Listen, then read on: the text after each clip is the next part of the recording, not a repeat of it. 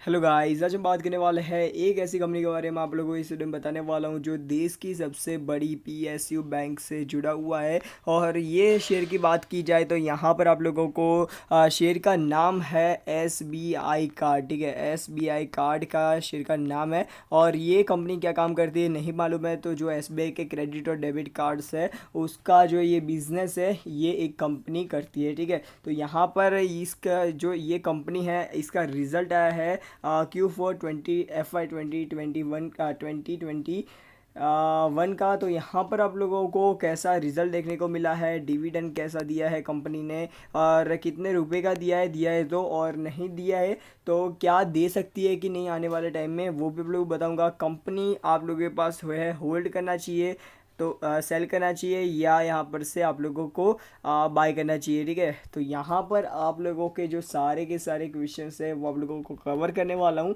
तो ये वीडियो तो देखते रहो, आप लोगों को 110 से वीडियो अच्छा लगेगा। ऑलरेडी मैंने टेक महिंद्रा के ऊपर, उसके साथ साथ टेक महिंद्रा मतलब टेक महिंद्रा के ऊपर मैंने ऑलरेडी वीडियो बना दिया है। TTML टाटा टेली सर्विस महाराष्ट्र लिमिटेड के ऊपर मैंने वीडियो बना दिया है। उसके साथ साथ ही यहाँ पर से मैंने जो HDFC AM मतलब HDFC लाइफ है इसके ऊपर भी मैंने एक वीडियो बना दिया है। इसके सारे के सारे रिजल्ट्स का वीडियो यहाँ पर से ऊपर आई बटन पर जाके चेकआउट कर सकते हो। और अभी इस कंपनी के रिज़ल्ट के बारे में बात कर लेते हैं। तो यहाँ पर से कंपनी के रिज़ल्ट की जो PDF है वो ओपन हो चुकी है और आज है 26 अप्रैल 2021। तो यहाँ पर आप लोगों को देखने को मिल जाता है और यहाँ पर सारी की सारी डिटेल्स आप लोगों को देखने को मिल जाती है। यहाँ पर नीचे की तरफ हम जाते हैं तो सबसे पहले ये इनका थोड़ा फॉर्मेट अलग है। एसेट्स और लायबिलिटीज़ और वो सारी चीज़ें ऊपर दी हुई है। यहाँ पर सभी रिज़ल्ट की बात करते हैं तो यहाँ पर रिज़ल्ट आप लोगों को ये सारा का सारा फिगर है वो करोड़्स में दिया हुआ है, वो जो बहुत ज़्यादा अच्छी बात है। और उसके साथ साथ यहाँ पर से आप लोगों को जो इसमें मैं कंपेयर करने वाला हूँ, एक तो बाय क्वार्टर रिज़ल्ट, और यहाँ पर से ईयर ऑन ईयर रिज़ल्ट के बारे में यहाँ पर से कंपेयर करेंगे कैसा रिज़ल्ट आया है वो भी आप लोगों को मैं बताऊँगा। ठीक है, तो ये वीडियो तो देखते रहो। तो सबसे पहले यहाँ पर से इनका जो मेन बिजनेस है वो इंटरेस्ट के ऊपर ही चलता है, इंटरेस्ट इनकम, और उसके साथ साथ इसकी जो मेंबरशिप फीस होती है उसके ऊपर ही चलता है। ठीक है, तो देखो यहाँ पर से आप लोगों को नाम मालूम है तो बता दूँ, मेंबरशिप फ़ी जो ATM या डेबिट कार्ड आप लोग या क्रेडिट कार्ड यूज़ करते हो तो मेंबरशिप फीस देनी पड़ती है ईयरली। तो इसके ऊपर इनका बहुत ज़्यादा अच्छा खासा रेवेन्यू आ जाता है। तो इस साल मतलब इनका रेवेन्यू आया है 11,113.81 करोड़ रुपए का इसका रेवेन्यू आया है। और इंटरेस्ट इनकम की बात की जाए तो इसमें बहुत ज़्यादा फ्लक्चुएशन आते रहते हैं। तो यहाँ पर से इंटरेस्ट इनकम की बात की जाए तो 1072.09 करोड़ रुपीस का इसका टोटल मतलब इंटरेस्ट इनकम आया है। ठीक है, जो मेन जो दो इनकम है बहुत ज़्यादा अच्छा है। और अभी यहाँ पर से टोटल इनकम के बारे में बात कर लेते हैं। पिछले साल के सेम क्वार्टर में के मुकाबले इस साल के सेम क्वार्टर में इंटरेस्ट इनकम में बहुत ज़्यादा घटा है, तो जो आप लोगों को ध्यान में रखना है। ठीक है, अभी यहाँ पर से हम बात कर लेते हैं कि इसके टोटल रेवेन्यू कितना हुआ है, वो यहाँ पर से बात कर लेते हैं। तो यहाँ पर अदर इनकम देखो, यहाँ पर से टोटल इनकम ये रही। तो यहाँ पर आप लोग देख सकते हो टोटल रेवेन्यू, इस टोटल इनकम इसका कितना हुआ है। तो ऑपरेशन फ्रॉम रेवेन्यू से यहाँ पर से 2,308.68 करोड़ रुपीज़ का इसका रेवेन्यू फ्रॉम ऑपरेशन इनकम है।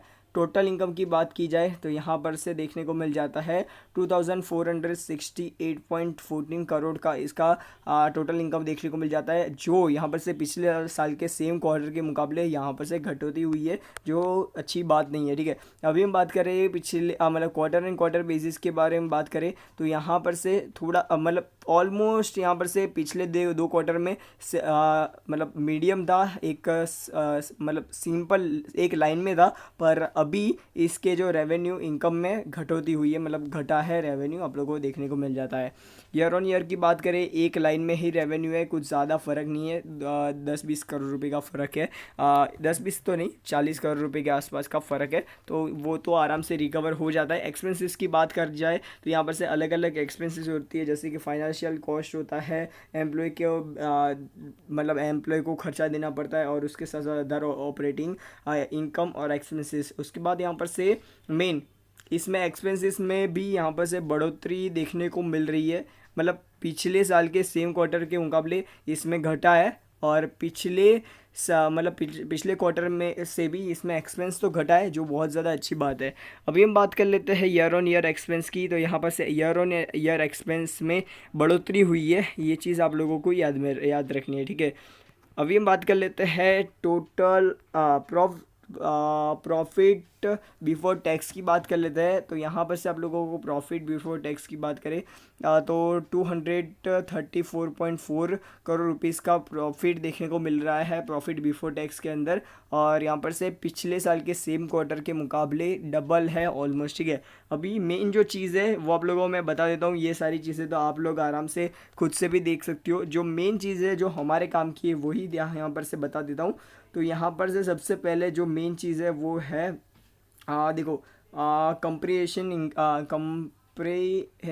इनकम। तो यहाँ पर से आप लोगों को ये जो इनकम है उसको मेन इनकम माना जाता है, जो इसका जो मेन इनकम है प्रॉफिट है वो माना जाता है, ठीक है। तो यहाँ पर आप लोग देख सकते हो कंप्रेहेंसिव इनकम की बात की जाए तो ऑलमोस्ट 110% की जंप देखने को मिल रही है इसके जो कंप्रेहेंसिव इनकम है इसके अंदर, जो बहुत ज़्यादा अच्छी बात है। और यहाँ पर से क्वार्टर एंड क्वार्टर की बात की जाए तो यहाँ पर थोड़ी बहुत घटोती हुई है, तो ये चीज़ें आप लोगों को ध्यान में रखनी है, ठीक है। अभी हम बात कर लेते हैं ईयर ऑन ईयर बेसिस पर। तो ईयर ऑन बेसिस पर बहुत ज़्यादा घटा है कंप्रेहेंसिव इनकम, तो ये चीज़ भी आप लोगों को याद रखनी है।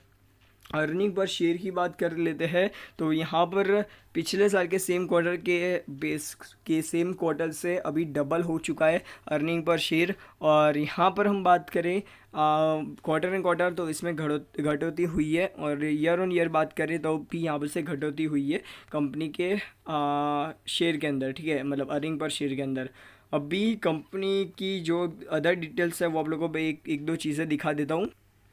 तो यहाँ पर आप लोगों को बोरोइंग्स की बात की जाए, या आप लोग बोल सकते हो कि डेट की बात की जाए, कर्ज की बात की जाए, तो यहाँ पर से कर्ज देखने को मिल रहा है पिछले साल के मुकाबले। मतलब यहाँ पर से आप लोग देखो, यहाँ पर आप लोग मैं दिखाता हूँ, तो देखो पिछले साल 2020 से 21 इसको कंपेयर किया जा रहा है, तो यहाँ पर से ऑडिट के अंदर ये चीज़ें बताई गई है। तो यहाँ पर आप लोगों को इसके डेट सिक्योरिटी के अंदर इंक्रीमेंट देखने को मिल रहा है। उसके साथ साथ मतलब उसके साथ साथ बोरोइंग की बात की जाए तो बोरोइंग भी बढ़ा है, जो बहुत ही ज़्यादा ख़राब चीज़ है एक कंपनी के शेयर के आप लोग देखोगे तो, ठीक है। तो यहाँ पर आप लोगों को ये चीज़ें ध्यान में रखनी है, लायबिलिटीज़, अदर फाइनेंशियल लायबिलिटीज़, और ये सारी चीज़ों के ऊपर आप लोगों को बस रिज़ल्ट के ऊपर फोकस मत रखो, रिज़ल्ट में ये सारी चीज़ें भी आती है, आप लोगों को इसको भी ध्यान में रखना है, ठीक है।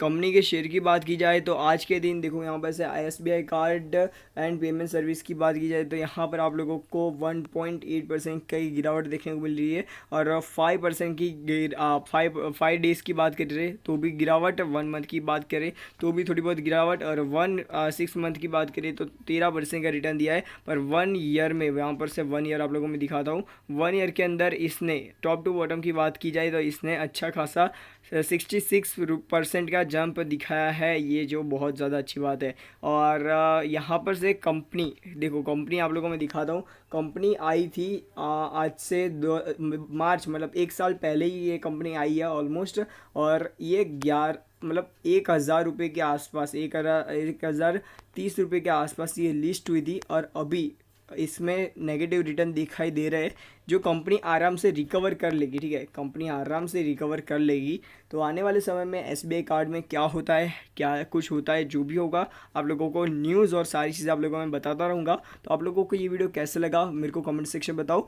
और यहाँ पर से कंपनी कैसी है, मतलब कंपनी का प्रॉफिट कैसा है, तो कंपनी प्रॉफिटेबल है, बहुत ज़्यादा अच्छी है। पर यहाँ पर से ये चीज़ याद रखनी है, कंपनी जितना मतलब क्वार्टर एंड क्वार्टर आप लोगों को प्रॉफिट को नोट करना होगा, और जैसे जैसे प्रॉफिट ज़्यादा करती जाएगी वैसे वैसे आप लोगों को प्रॉफिट मिलता जाएगा। जो इसके शेयर होल्डर्स हैं उन लोगों को शेयर्स को इस शेयर को होल्ड करना चाहिए लंबे समय के लिए। और जिन लोगों ने बाय नहीं किया, जो सेल करने का सोच रहे हैं वो तो भूल ही जाओ, इसको सेल करने की ज़रूरत नहीं है, बहुत ही ज़्यादा अच्छा शेयर है।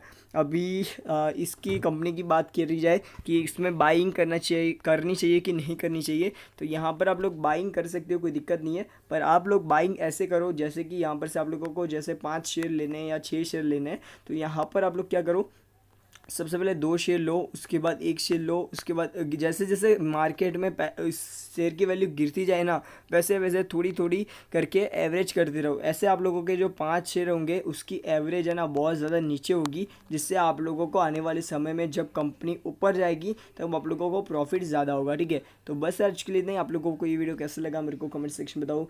वीडियो पसंद आए तो लाइक मारो, चैनल पसंद सब्सक्राइब मारो, ऐसे मेरा वीडियो करते देखना चाहे तो तुम्हारे साथ जुड़े रहो। बाय, लेकिन बाकी good bye from next video में, गुड बाय।